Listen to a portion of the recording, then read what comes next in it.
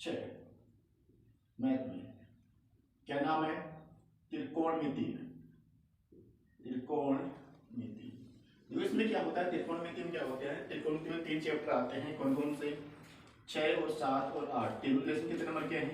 11 number के। कितने number के हैं? 11 नंबर के। इसमें छठवां चैप्टर है वो 2 नंबर का आता है। कितना नंबर का आता है? 2 नंबर का।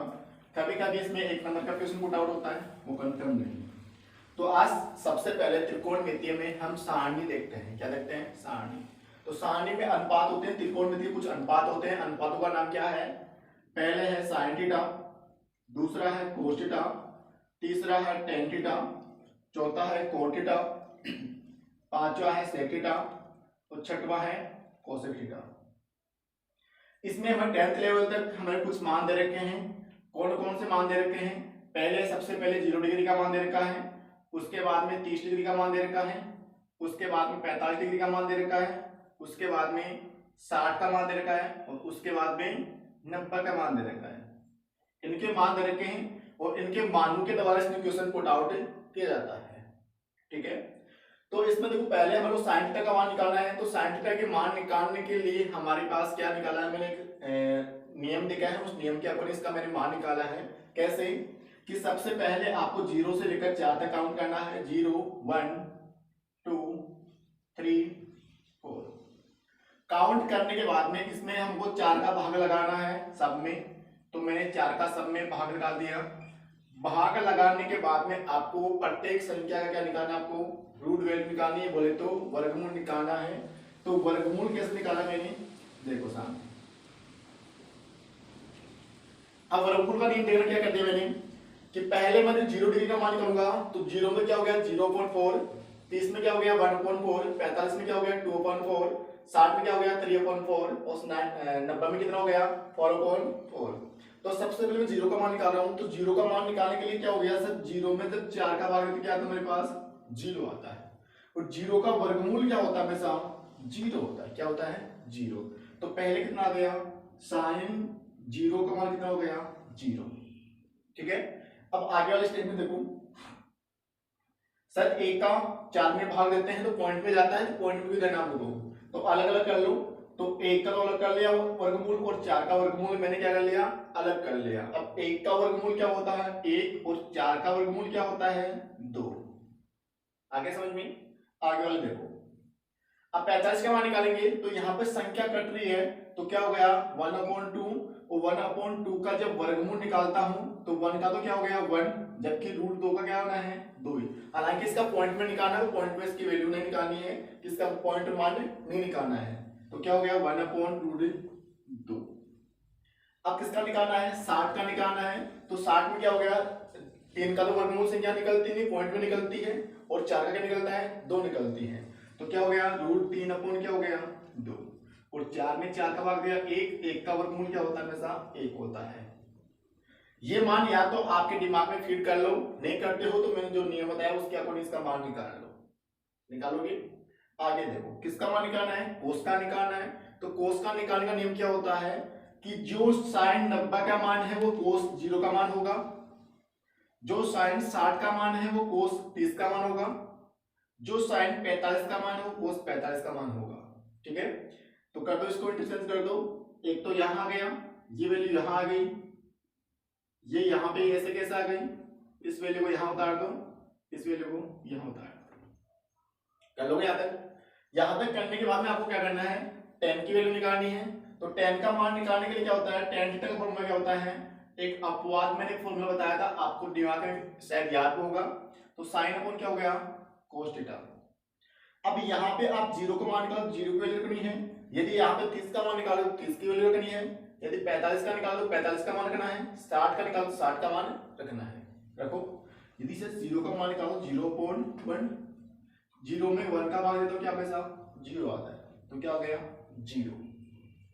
आगे वाले स्टेप में देखो, 1/2 अपॉन √3/2।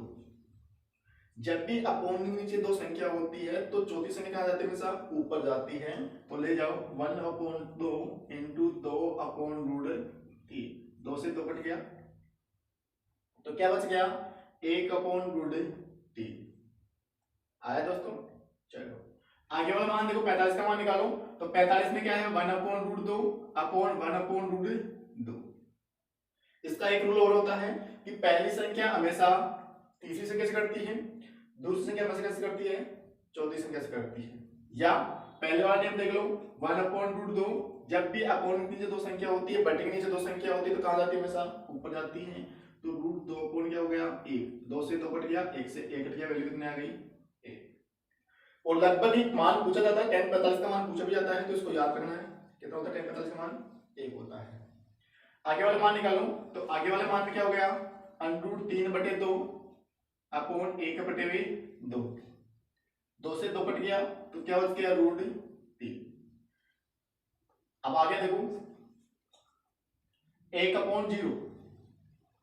पहली बात तो देखो, 1 है वो 0 से बहुत बड़ी संख्या है, तो 0 का भाग देता हूं तो इसमें कितने पे जाता है, इनफाइनाइट, बोले तो अनंत पर जाता है। कितना जाता है, अनंत पर।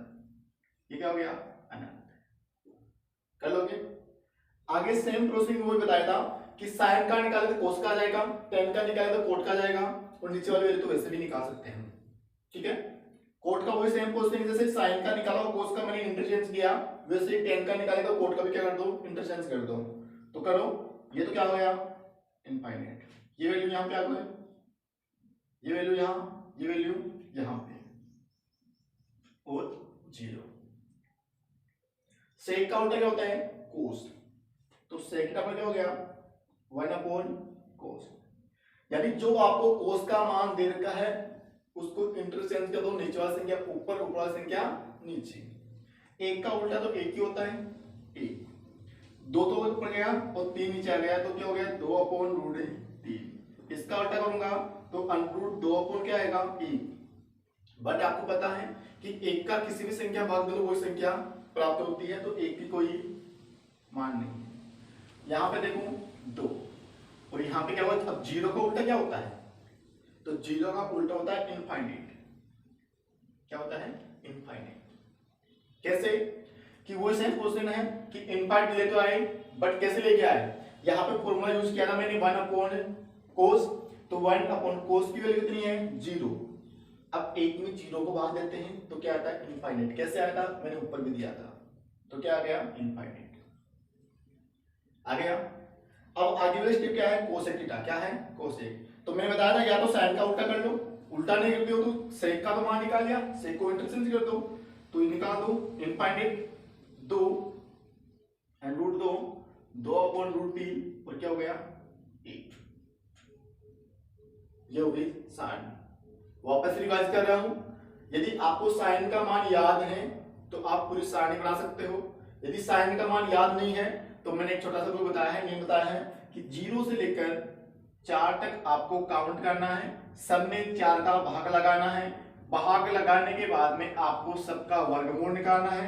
वर्गमूल संख्या जो आती है वो किसका मान होता है, साइन 0 का मान होता है। किसका होता है, साइन थीटा की वैल्यू होती है उस सारणी से। तो साइन 0, 30, 45, 60, 90 का मान निकालना है। यदि साइन का मान निकाले तो आप कोस का मान इसको इंटरचेंज करना पड़ेगा। कैसे, कि जो साइन 0 की वैल्यू है वो कोस 90 की वैल्यू होगी। सही क्वेश्चन। जो साइन 30 की वैल्यू है वो किसकी वैल्यू होगी, जो साइन 30 की वैल्यू किसकी वैल्यू होगी, 60 की मान होगा। 45 वाला 45 का आएगा, ऐसे इंटरचेंज करना है।